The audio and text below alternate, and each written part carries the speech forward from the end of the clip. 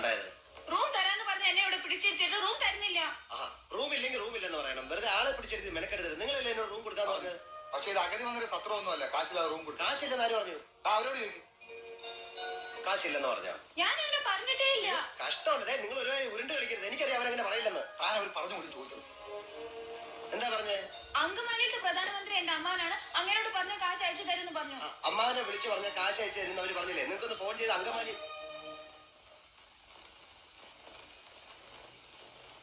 അങ്കമാലിയിലെ അമ്മാവൻ ആരാന്ന് പറഞ്ഞു? പ്രധാനമന്ത്രി.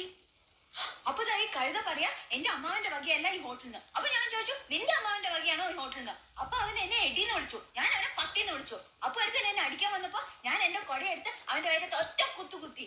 എന്റെ കൊടയെ പിടിച്ച് വലിച്ചപ്പോ ദാ അവിടെ ഇരിക്കുന്ന ഫോട്ടോ എടുത്ത് ഞാൻ തറയിൽ എറിഞ്ഞു പൊട്ടിച്ചു. പിന്നെ ഒരുത്തൻ എന്നെ പിടിക്കാൻ വന്നപ്പോ ഞാൻ ഫോൺ എടുത്ത് അവന്റെ തലയിൽ ഒറ്റ അടി വെച്ചു. എന്നിട്ട് ഒരുത്തൻ എന്റെ അടുത്ത് വന്ന് പറഞ്ഞു അവന്റെയാണ് ഈ ഹോട്ടലിന്. അപ്പൊ ഞാൻ അവന്റെ അപ്പുവിനെയും അമ്മുവിനെയും ഒക്കെ ചീത്ത പറഞ്ഞു. അവൻ പോലീസിനെ വിളിക്കുന്നു പറഞ്ഞപ്പോ ദാ അവിടെ ഇരിക്കുന്ന പൂച്ചട്ടി എടുത്ത് അവന്റെ തലയിൽ ഒറ്റ അടി വെച്ചു കൊടുത്തു. അവനെ ആശുപത്രി കൊണ്ടുപോയി. ഞാൻ വേറെ ഒന്നും ചെയ്തില്ല, ഇത്രേ ചെയ്തുള്ളൂ. അതിനാണ് ഇവന്മാർ ഇങ്ങനെ ബഹളം വെക്കുന്നത്.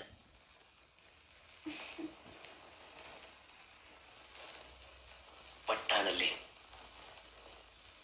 എന്നോട് ഒരുപാട് പേര് ഇങ്ങനെ ചോദിക്കണോ? അതെന്താ? നാരായണക്കുട്ടി, ഞാൻ എന്ത് ചെയ്യണം? തന്നെ എനിക്ക് കുറച്ചായിട്ട് അറിയാവുന്നതുകൊണ്ട് ഞാനിതൊരു പോലീസിനെ വിളിച്ചില്ല. ഒരു 15 രൂപയുടെ നഷ്ടം ഉണ്ടാക്കി.